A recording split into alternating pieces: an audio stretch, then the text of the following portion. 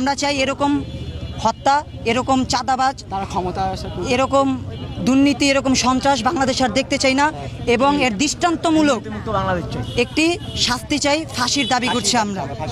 এবং পরবর্তী সময়ে যদি যে কোনো স্বৈরাচার বা ফ্যাসিস্ট বা সন্ত্রাসী বা দুর্নীতিবাজরা কখনো যদি বাংলাদেশে এরকম কোনো কর্মকাণ্ড করার আগে দ্বিতীয়বার ভাবে, জুলাই এখনো শেষ হয় নাই, আমরা ছাত্ররা ঘরে ফিরে যাইনি।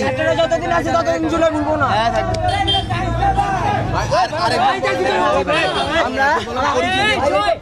আমরা ভাই এক কথায় আমরা বিএমপি বয়কট চাই, বয়কট চাই।